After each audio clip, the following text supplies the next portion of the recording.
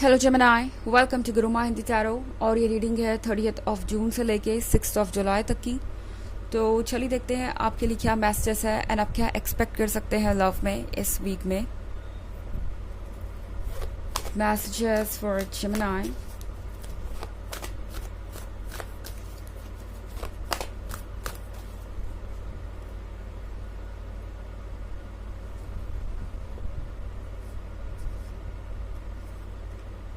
King of Pentacles, the Empress, Ten of Swords, Wheel of Fortune, and Nine of Wands. Okay. तो हमारे पास है Ten of Swords. I think Ten of Swords के साथ लगता है किसी को ये बहुत ज़्यादा फील हो रहा है कि उन्होंने कौन सी गलती की है। ओके ये एक ऐसा पर्सन हो सकता है जो बस यूं ही बिना सोचे समझे कुछ कह गया। आप दोनों के बीच कोई आर्ग्यूमेंट हुई और इन्होंने सोचा भी नहीं कि ये क्या कह रहे हैं। अब इन्हें रियलाइज़ हो रहा है कि इनकी क्या गलती है। King of pentacles and the empress, ये जोड़ा एक दूसरे को समझ नहीं पा रहा। इनफैक्ट एक दूसरे का पर्सपेक्टिव ही बिल्कुल अलग है और यही चीज़ यहाँ पे बहुत बड़ी प्रॉब्लम बन गई है। किंग ऑफ पेंटिकल्स हर चीज़ को फ़ायदे और नुकसान से जोड़कर देखता है। रिलेशनशिप में भी वो अक्सर यही सोचते हैं कि उन्हें क्या मिला और उन्हें क्या देना चाहिए, जैसे कि काउंट कर रहे हो।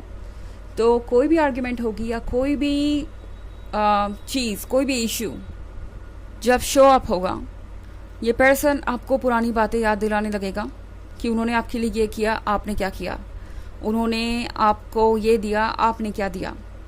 हर चीज़ को ये गिव एंड टेक की सिचुएशन से देखते हैं। एंड द एम्प्रेस के साथ यहाँ पे इस पर्सन को ये रियलाइज बिल्कुल भी नहीं हो रहा कि आप कितना हर्ट है और आपने जो किया वो कितना ज़्यादा कह सकते हैं मुश्किल था आपके लिए।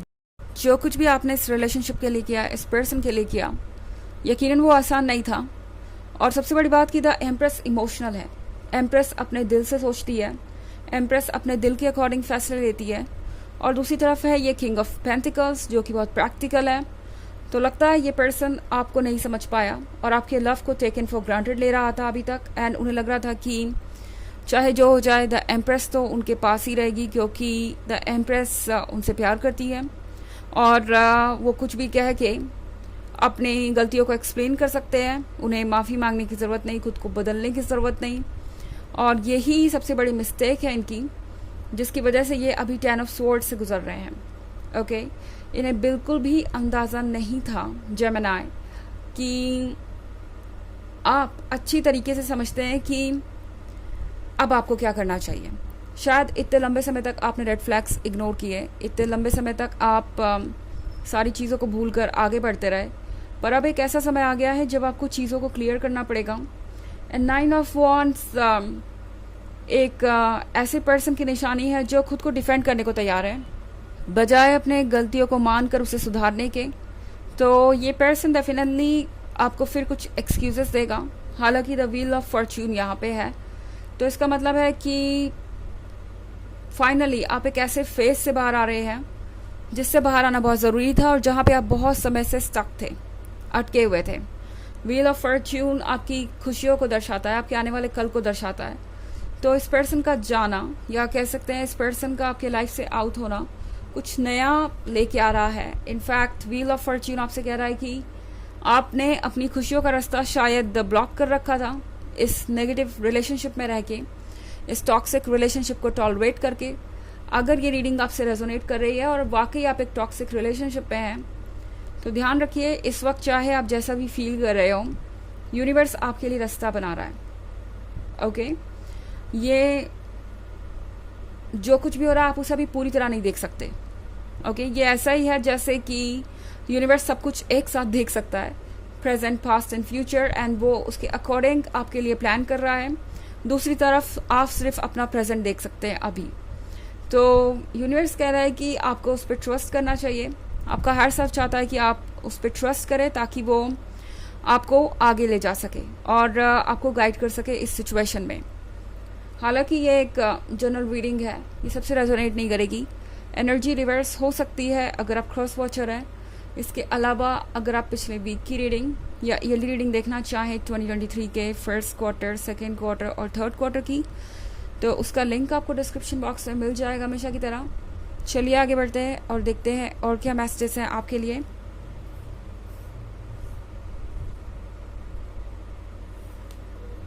Six of Swords, Two of Cups, the Hierophant, the High Priestess,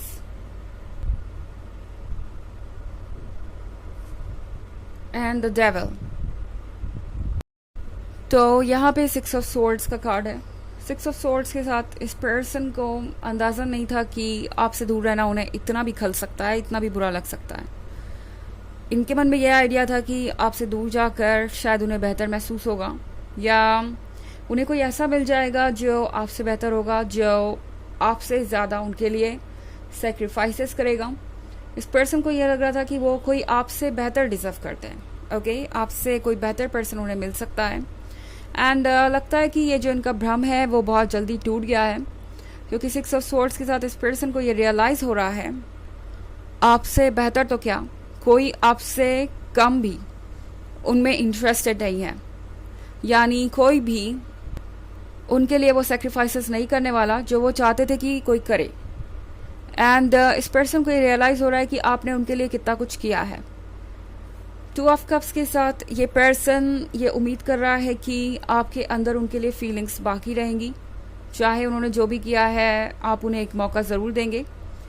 हालांकि अभी भी ये पर्सन अपॉलॉजी मांगने और गलती को सुधारने के बजाय आपको एक्सक्यूजेस देता जाएगा, और ये बहुत फ्रस्ट्रेटिंग हो सकता है। इस पर्सन को कुछ गलत फहमी हो गई थी। द डेविल का कार्ड आप देख रहे हैं।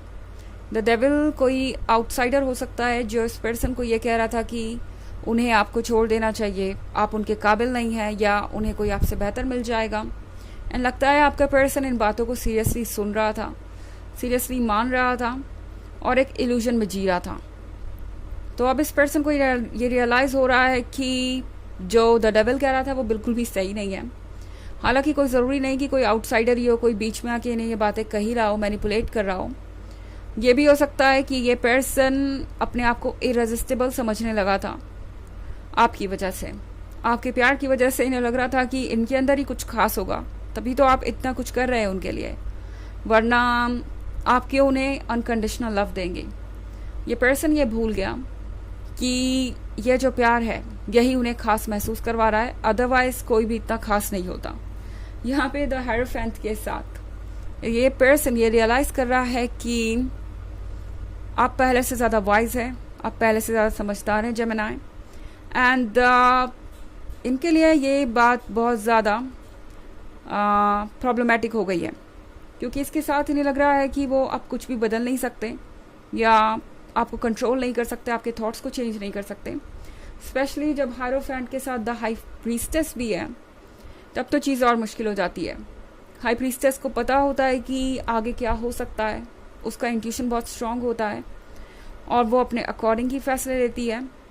तो इस पर्सन को रियलाइज़ हो रहा है जैसे कि उन्होंने एक ऐसी गलती की है जिसका शायद अब कोई सॉल्यूशन नहीं है, और उन्हें इस सिचुएशन से गुजरना पड़ेगा। इस पर्सन को आइडिया है कि अब पहली वाली बात नहीं है, आप बहुत ज़्यादा मैच्योर हैं और आपको मैनिपुलेट करना इतना आसान नहीं होगा। ओके, स्पेशली द डेविल तो आपको बिल्कुल भी कंट्रोल नहीं कर सकता। चलिए आगे बढ़ते हैं और देखते हैं कि आपके लिए और एक मैसेजेस क्या है। Messages for Gemini.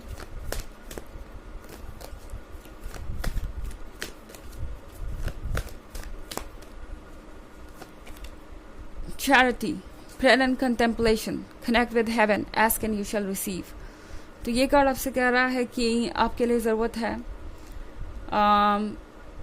कुछ ब्लेसिंग्स की, एंड वो ब्लेसिंग्स आपको डेफिनेटली मिलेंगी।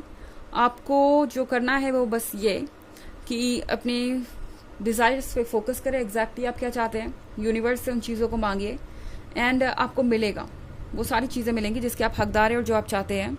सही समय पे सारी चीज़ें अनफोल्ड होंगी, आप पूरी स्टोरी को देख पाएंगे। ओके, तो ये है रीडिंग इस वीक की। आई होप आपको अच्छी लगी होगी। Thanks for watching. Till next video, bye.